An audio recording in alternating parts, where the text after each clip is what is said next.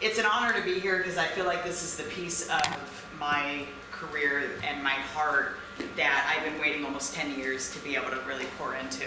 And so just brief context, like who is this lady and what's about to happen. I really represent the individuals of the moms and the dads who might come in here who have a lot of pain, a lot of trauma, a lot of history. 10 years ago, I remember you. I'm sorry if I was difficult. I feel like those of you who deal with us right after we gave birth and we're in labor for, a day. You're perfect. On a side note, sorry camera, don't know what's happening over here. 10 years ago, I was pregnant, actually almost 11 now. And I was homeless, I was on the streets, I was terrified. The father of my child was on his way to prison. I would try not to use substances. I would try so hard, and I'd fall back in. At that time, it was meth. These are things that obviously we don't want our families to be involved in. And so hear my heart. I don't think any individual I know that has ever struggled with substance abuse does not wake up and just say, you know what, today's the best day to be a drug addict, right? Like, there's often lots of pain, lots of trauma. It took me until I was 30 years old to finally admit to myself even that I was raped to lose my virginity, and I had always longed to, and this might be a little TMI, but I feel like these things are important so we really realize where people are coming from. I had always wanted to wait until I was married. And there was something about not having a dad and having that moment happen that I feel shifted my trajectory to think that, you know what, I'm not even worth being able to have this most special moment. Like I just thought like I was a piece of garbage. Like I can't even describe going years without even looking in the mirror. And so you go through all the, we could fast forward. I mean, man, I could take you down some pathways of adolescence and then coming into adulthood. But it was really at the time I was clean. I had a major car accident. I was prescribed oxys and then, Vicodin and Percocets. And suddenly I found myself physically addicted in a way I had never thought, right? Like there's some substances that you don't wake up and then like you're in pain if you literally don't put it into your body. So that's where my addiction led me. I got on meth because this was my brilliant idea to get off that. I got on meth to get off that. And simultaneously you end up with a baby in your stomach. I was incarcerated 12 different times during my first pregnancy. That's where I found out I was pregnant, and there was never in this entire time someone who had said, what is it you need? Like, I'm here for you. Like, you're not garbage. And it was the people who poured into my life now that have done that has you even see an individual that has life and purpose and meaning today, right? So I just want to first, before I go any further, just say thank you to each and every one of you, because I feel like there's these special touch points we have with families, and I can't even say what kindness and compassion does for an individual. Because if by the time you have somebody, the Alise of 10 years ago that is in your room who is struggling, we need that. Because we might not be getting it from anyone else. We might not have gotten it from our own parents. And so when I gave birth to my daughter 10 years ago, I remember thinking to myself, there's no way she's ever going to experience what I have experienced throughout my life. I'm gonna get it together, and I'm gonna leave this hospital, and this baby girl's gonna have everything she needs. Unfortunately, that's not what happened. And I remember giving birth, holding her for about 30 seconds. I mean, it was brief. And she left. Somebody came in, took her out of the room. Someone else came in and said, you cannot have your daughter until you deal with the meth addiction that's engulfed your life and the 7-year prison sentence that's over your head. And she was immediately put into foster care. And at that moment, I remember the hospital room and the individuals better than I can even describe. The facial expressions, the body language, those things communicate power to an individual, right? I mean, there is true meaning in that. And there wasn't any piece of that experience where I felt loved and supported, and absolutely, and with hindsight, right? Like, wow, what do we do with this individual? Could you go to the first picture, first slide? You can't even see it, man. I have rocks in my face. If you can see my eyes, there is no hope in there. There's none. There was no light. So I think about how do we interact with the Alises of 10 years ago. I really don't know how else to describe it. And see that, you know what, and not have our own judgments and stigmas come up. And so if I can just emphasize that often when we see families at this point, this is trauma, this is a lot of pain, right? And we always have to remember that there's a piece of that story. And so simultaneously at that hospital, foster parents who couldn't give birth to their own children were told, this is your baby, congratulations, mom's never going to change. And they left that hospital in complete celebration. And I'm an advocate in the field, and I have been for many, many years. And that story, although we don't want this to happen, is something that still continues to happen. It's still prevalent. I'm not going to say it's necessarily here, but I hope not. But things happen. And so in hindsight, I just want to give you this. Unfortunately, in my case, with my daughter, I didn't have a visit with her for the first year of her life.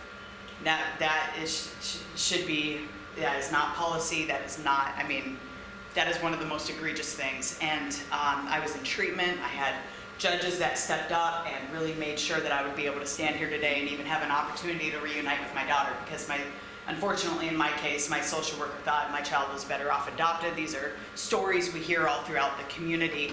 And my little girl, Rebecca, let's turn over, if you can see her. That little girl is in my life because when I had my first visit with her, I was terrified she would not know me from giving birth, your guys' moment, all the way almost a year later. But I'll tell you, I walked in the room and that little girl held out her arms and she smiled.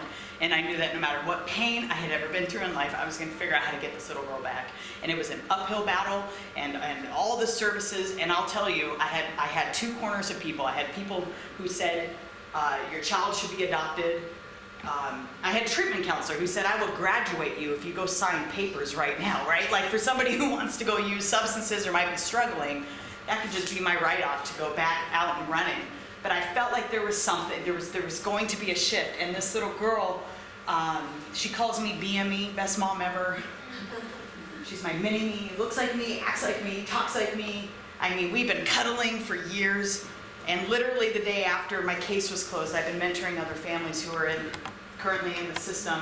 And I direct a program called the Parents to Parents program that connects parents like myself with parents currently involved. And we're just trying to break that cycle. I'm a registered lobbyist, passed laws, committees. I mean, I have my hands in a lot. And I just mentioned that because the power of change, right? Like, how do you go from that to that? And it's the other corner of individuals who literally poured life into me. Actually, wait on the slide. So now let's go into, right? And I want to have time for questions because this is the piece of my life that I can't even. So Kim, bear with me. So married, right? And to the most beautiful, godly man. I can't even stand it. He can't get mad at anything. I mean, he's so kind and gentle. He causes you to really look at yourself. And you know, he was married. His wife passed away from an OD, and so I'm raising a beautiful 13-year-old boy. We get to break the cycle in addition to Rebecca. And we weren't planning on having a baby. And I'll tell you, when I found out I was pregnant, I was completely terrified. I'm sorry, I move, man. Yeah, you're all over the place. You're passionate. I'm passionate. I It's good can't stay stuff. still. And so, you know, I was in shock. I was absolutely scared. And when I look back, I realized, you know what, there was not a piece of my first pregnancy that, you know, a person ever really wants to relive. And it shouldn't be like that. It should be the most special. I mean, these babies are so precious. And as my belly was growing and growing, 10 years later, doesn't matter what a person accomplishes, my old past started to hit me. And I was scared to give birth. I gave birth here. And that's important to note. Because the work you guys are doing is unbelievable. And, you know, there was, when baby Mia came, I can't describe how different it was to hold a baby for 30 seconds and then to literally, I mean, my doctor, Dr. Mata, how many people work with Dr. Mata? He's the one who told us we were pregnant. That's my doctor, man. I love that guy. And he knew my past and my history. And that man had the biggest smile on his face when he came and he handed me baby Mia. And to have her just on my chest, even just for like an hour, I mean, the healing there. And I think about the Alises of 10 years ago. If you have that moment and you realize it's not about ourselves and that there is a path and a purpose outside of here, like humanity was restored simultaneously. The nurses, I can't even stand it. You know, you're in labor for 24 hours.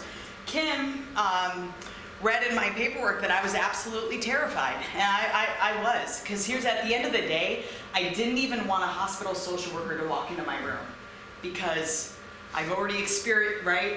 And I was a social worker with defense attorneys. I've been in so many hospitals where even somebody with past history is still being questioned. And I didn't even want to touch that. And she told me that she was no different than me, and if I did need help, that's what she was here for, and that she could wrap around me.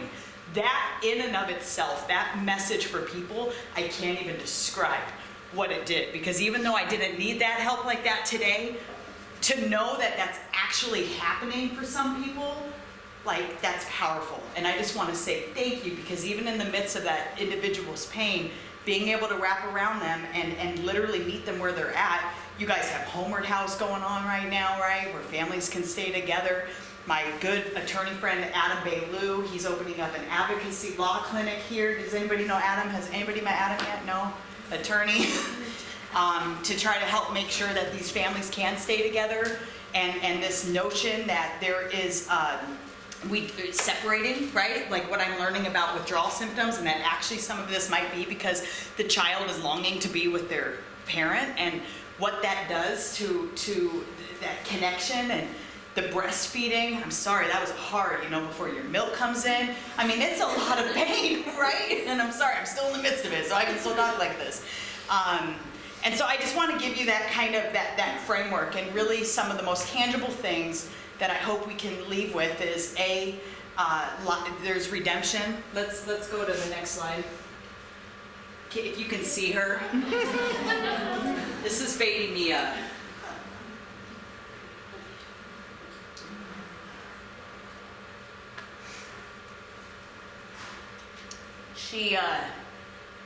She's a reminder of all that is pure and holy in this world, these babies, right? She smiles every day, sleeps all night. Told you she was a sleepy baby, sleeps all night. And she reminds me every day that we all have a piece to this positively shaping the trajectory and the path for people. And I get it. If you met me 10 years ago, you'd be like, oh, this lady's a train wreck, right?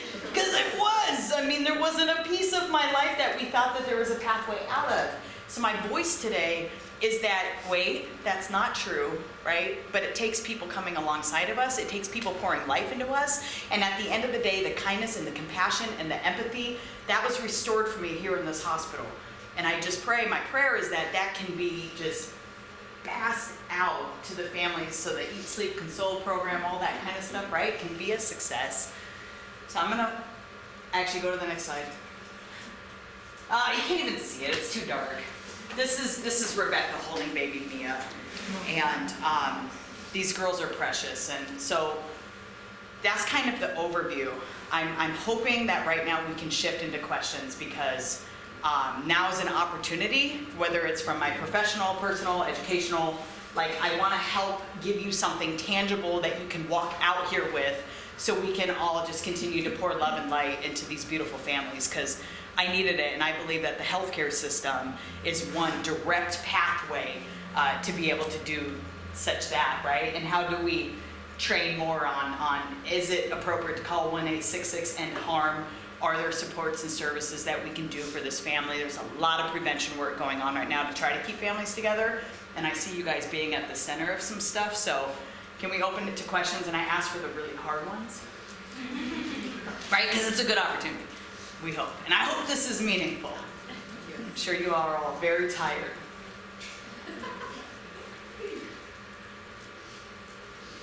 Gotta give me something.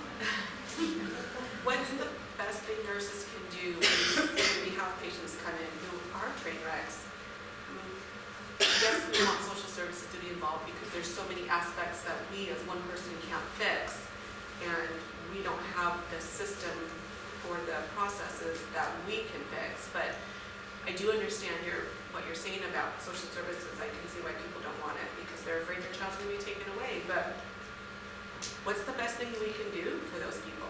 Yeah. Well, I think a couple things. Number one, well, it's funny because the term like those people, right? I think about kind of we're all in this together, and if we picture them as our brothers and our sisters and our, you know what I mean? Just like this. Anyways, that's kind of like a side note. But number one, obviously, I just got off the phone with one of the lead people at the Department of Children, Youth, and Families. They completely recognize that they have not yet figured out how to change their practice at the ground level. So we can have all the best of intention of picking up the call and thinking that that's going to help, and often there's this very punitive side of things that's still continuing to occur.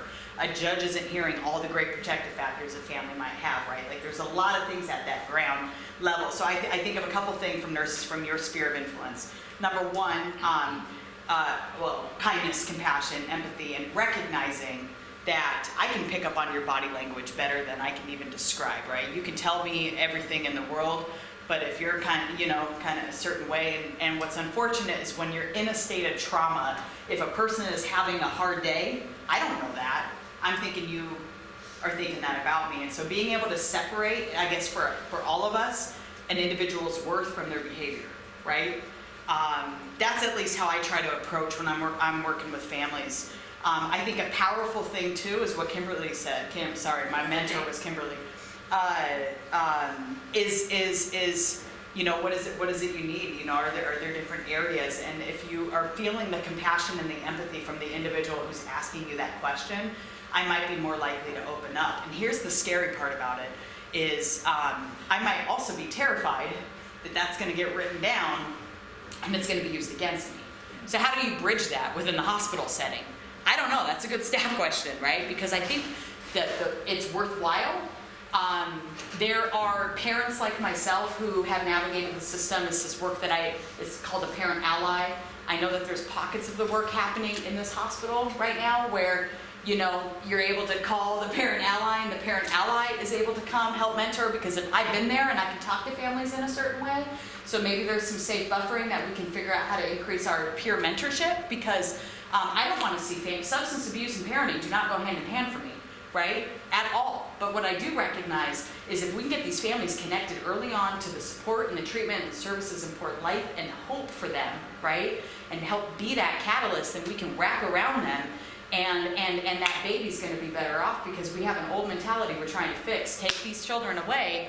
And in reality, the majority of children are longing for their families. So my role is to help figure out how to strengthen it. So I think another key piece is knowing the resources in your community that you can tangibly help get them access to. Homeward House, if you guys haven't heard of it, I'd love to make sure you knew about it because it's been a community just on the ground helping to keep children with their parents, with the wraparound support that we need.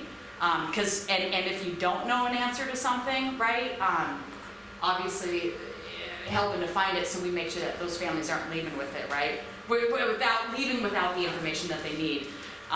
So those are just kind of some kind of initial things that come for me. And I can't describe the difference it was knowing the care that I received here, right? Like I didn't feel that the first time around. I felt like I was like a garbage can. But here it was like helping me get to the bathroom and helping me, like it was different. And if we're doing that, not just for Alise today, but for the Alises of 10 years ago, I think sometimes just that extra care and compassion and just help and love and light and just being there for them, present in the moment, would go an extremely long way because I wish that's what we had 10 years ago, I love you. Yeah. When you talk about being like a parent ally, how is that a tangible thing that we can access as nurses? Or like take it from the abstract to how do we get that for our patients? You know what I mean? So that's a great question. And I actually have chills with you saying that because this is the piece of my work that I'm trying to figure out. So I help I don't even know the right word, coordinate this parent ally movement across Washington State. We have shifted minds within the child welfare system. We've helped pass almost 30 legislative items in 7 years. We're at all the advocacy tables. I mean, to be able to have parents that have been there be a part of the decision-making process is huge. This is the piece that I feel like our system needs to go. We've been doing the deep intervention, right? But how do we utilize that skill and get it more upfront? Homeward House here in Snohomish County is utilizing parent allies in partnership with the program I direct. I would love, if this planted a seed for anybody, I would love to explore that further, to see, you know, what type of funding and what type of thing that I could be advocating for on my end. Because I really believe that one of you might not be able to move the parent, right, a certain way, and it might not even be your role necessarily, right? Like, it's kind of a social and human services type of thing. And so how can we utilize that, that tool is where I want us to go. At least that's my heart. And I really feel like our children would have better outcomes, because if we're already knowing what resources are out here in this community, I want to see them in treatment. I want to see them with the love. I want to see them not be separated from their babies, and have the wraparound support that they need to build up. That's what things are showing. We have better outcomes. So I'm planting seeds of hope. Okay, that's where we need to go. Is the goal to have the parent allies work in conjunction with our social worker with these families? You know, so that's a great question. I'm not going to create this fully out. I believe that if this was something Providence felt like they wanted to go in this direction, let's explore what that looked like. I know Homeward House is doing it a certain way, and I don't know if they're doing it specifically with the hospital social workers. And for me, are there any hospital social workers in here? For me, that is a, yeah. Can I speak to it? Yes. So the social workers here know about Homeward House. We've been involved with from the ground up with getting Homeward House, so they know all about it. They know about the parent allies, so I'm just asking them to get a hold of anybody. That's great. So just to let you know that. Yeah, and I would say real quick on the hospital social worker piece, right? I've met amazing ones that are really kind of thinking forward, and I've also met ones that have kind of the old school punitive mentality. So I think that that's a key piece in how we're supporting families, and it's not to minimize anyone, because we all get, you know, but I heard from Kim, you guys do have some good ones. I'm just sitting here listening to you talk, and I was thinking, I've been a nurse for a long time. The perception of what it is has to change, and that will then have us seek tools to make the change, like the advocates. For many years, we didn't have that problem, and then we had the problem, and the stigma arose from the problem, and our perception of these people not caring enough, that was the stigma, for their babies to Yeah. stop, until we realized. I just watched a movie called My Beautiful Boy, and it changed my perspective of this disease process is no different than diabetes or anything else, and it is a worldwide problem, and just this NAS scoring change is all part of the change of let's wrap ourselves around it and love more, and recognize the changes have to be made, and now what we have to do in our career in social services is to come up with tools to help facilitate that change. Yeah, that's powerful. First, it starts with perception, and it starts with love, and it starts with compassion. That there are people that really want to change. They don't want to be doing what they're doing, but we didn't know that. Yeah. For years, we were like, shame on her. Yeah, You know, so. Yeah. And that's why we started just prescribing meds and taking babies away. And I've been in many hospitals where CPS just lives on the floor all day long and babies go away. And I've seen that, and now we have hope. And people like you doing what you're doing, accomplish what you have, give us that information that, yeah, here it is possible. yeah. Thank you. Yeah. Yeah, and at the end of the day, I hope that the destigmatization part, at the very minimum, if this is a very unique message for people, is obviously the piece that comes out. That you can, if you need that hope and that inspiration, that the next individual that comes in that looks like the mugshot that I was, that you can be like, you know what, wait, a lot of people thought this individual was never going to change. I mean, foster parents are told your baby, like I even abandoned the baby, right? Anyways, big old long mess, right? But at the end of the day, you pour life, and I think just kindness. Love never fails, right? We were talking to Sunny Boo about that last night. Yeah. And Alise made a good point when she was in labor, and it was, I wasn't a 6-year-old girl who thought, when I grow up, I want to be a homeless drug addict. There's a story, and I'm sorry, I'm probably going to lose it, but there's a story behind the story now. And you might not find out what it is, but you can take that one day and you can make a change. Alise was afraid to deliver in the hospital because she had a history of drug abuse, and it was 10 years ago, and it never leaves the medical record. And so you look back, and the assumption is made that she's still using, and that she's still abusing. And look at what has happened because somebody believed in her. One person believed in her, and here she is talking to us. I love you, sister. And she is so good at what she does, I will tell you. Mia was a big baby, man. I got her out in 30 minutes. You know, and when I walked into your room and I said, I'm no different. I was an addict. Many of you probably don't know it, but I was addicted to prescription sleeping pills. And it took me 6 months to wean off. I almost hit a child. I parked my van in the middle of the street when I was working night shift. The only difference between Alise and myself is that I had a prescription for it. She didn't. And so there's nothing different between you and me and anybody else who has suffered any type of an addiction, whether it's food, I don't care what it is. But nobody in here is any different than this woman that stands before you so bravely. See, I love you. She could drop the mic on that. The transparency, the vulnerability, the notion that we all make mistakes, and But it's not the mistakes that define us. preach it. It's true.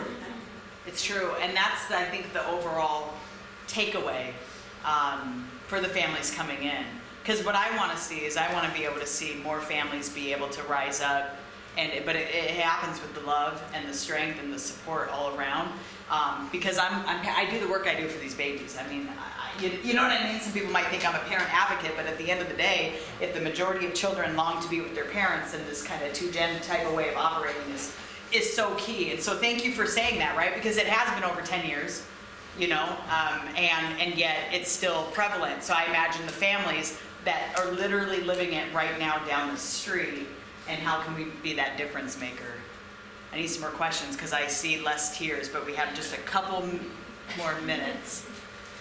And I'm doing this, right, because I'm still trying to lose baby weight. 55 pounds of it. Any other questions? Because I know you're all probably really, really busy, but I want to hold on to those heartstrings and just let you know it's truly making a difference. Do you have any advice when you try and go in and you are trying not to assume anything based on the written history, and you're trying to care for these people, and there are people that are trying, and then there are people that say they're trying, but they're just telling you a bunch of different. How do you think nurses should deal with the people that are leading us on? Well, I think two things really important. Number one, I would probably have been the leader honor 10 years ago. Yeah. Because it's all coming out of just pain and fear and, Yeah. I don't want to say it's all that, because I do believe in accountability, character, and merit. But before you even recognize what that piece looks like, I'm already still stuck in the cycle I've had to use to survive out here in the Right. streets. And often that's had to deal with, giving you a little run on your story, Yeah. So I think doing what we can to first recognize that we don't need to kind of hold that against the individual and try to pull out strengths. The first thing I learned in college was about strengths-based, and what does that really look like for an individual like myself, right? It might be the hardest thing to be able to find the Alise from that mugshot let's go back. I don't even know if you can even really clearly see it. But what is the strength here? Homelessness, trauma, violence, rape, TV, I mean, every incarceration, I mean, everything in there is there, right? You're still alive. But I'm alive. I'm here in front. And to even just, I think that line, you know, my role is to help make sure that you have absolutely everything you need right now. And if there's something outside of that, like, I'd love to be able to help make sure you get it. Even just hearing that, at the end of the day, all you can do is kind of give it, you know. Whether or not we're going to receive that, but that's where that catalyst of hope comes in, you know, because that's where we need to hear that, you know what, my past isn't necessarily going to define my future. And I think the more compassion the more an individual might open up, because we're feeling safer. Mm-hmm. Yep. The past doesn't define us. The past doesn't define us.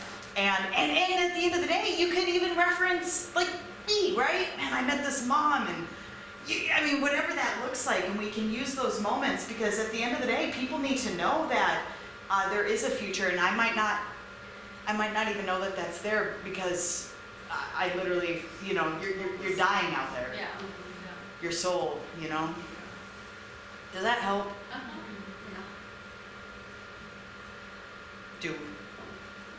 Oh, I thought there was a hand, but there was a beautiful little bird that flew by. One or two more, because I know you're all so busy, but this is very meaningful. Yes? When you came back and you had been clean for so long, do you feel like when the nurse is taking care of you that you should, your plan and your treatment plan and everything like that is between you and your OB, or do you want the nurse who's new and taking care of you to say, how have you maintained this and how have you, Yeah. like, should I ask about it, or is it something that you're like, that was a long time ago, don't go there? Yeah, well, and if you see people get defensive, it's because we might not want to be questioned about it, because, you know, anyways, that was at least my experience. So for me, I realized two things. Even though I spent a lot of time with Dr. Mata, because he was my doctor all the way through and still is, and if he moves, he's such an amazing doctor, I'll probably move with him. But the nurses I learned this time around are the ones that are really spending the most amount of time with families. And if you have that downtime where we're looking at the contractions and everything else, and it just ends up being like an organic experience, you know what I mean? And it's hard, right? I think that that's something internally you guys can think about, because I don't know what your process is, right? Do we first begin to have a conversation if a urine test comes up positive? Is it something you wait for the individual to prompt? Like, at what point would trigger the CPS call? And is that something that, you know, but even, we don't even need to put people's sins in front of them. Maybe that's the way of dealing with it, right? The kindness, compassion, empathy, and then, you know, hey, is there anything that you might need to come out of this hospital stronger than when you came in it? I don't know, right?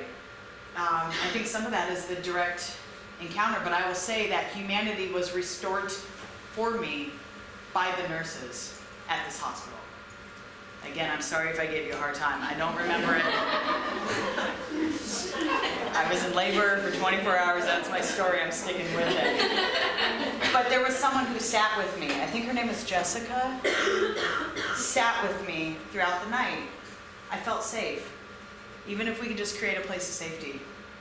You know, and I feel like, you know, you're doing that. And then just knowing that the shock factor comes when we find out there's a 72-hour hospital hold. And how are we working together to make sure that that family knows that it's not the end of the world for them, right? Because that's where the fear comes in. And that's when I talk to CPS and they say, you know, well, on the ground, our practice is to be strengths-based. And I'm like, yes, but on the ground, if I'm a parent and I find out that hospital hold has just happened and I'm not leaving with my baby more than likely, how do we come in and create that space for them? That's the story. Yeah. So how do they get connected with your program? Does CPS call you? Does the patient Well, so, call you? yeah, and forgive me if any of this was, yeah, right? Forgive me if any of this was confusing, because so the program is the Parents to Parents program, which is a promising practice, and we are situated at the actual courthouse. So right now our program is situated that, you know, if you're a family that found out your child was just removed or about to be removed, we're loving on you throughout your entire dependency case, right? and there's a lot of great results there. My heart is to get further upstream. So there's pockets where that's happening, as the beautiful woman in one of my favorite colors is wearing, articulated. There is a program called Homeward House in Snohomish County that partners with my program. So those parent allies, it sounds like the hospital social workers here know who to call for that. But these are things I want to see being built out more if folks will find that that's helpful. That's a piece of the work that I think we all need to go to, because I can talk to families in a way no one else can get away with. You know what I mean? I can cut through the nonsense, right? Like, what? Come on. You know that test didn't happen because you were in that car, right? Like, but, so how can we utilize that to create a place and then be able to help get them on that positive path? That's my hope. So yeah, currently where it stands, I want to build out more. And also find out if it's been helpful and effective, right? So maybe we should connect at some point. Yeah, we did good. Any last burning question? It Yes. seems like there are not very many resources in the community, shelters and places to get these women off the streets. We get ready to discharge them. Even if they want to go into treatment, places won't take pregnant people, or there's some barriers. Yeah.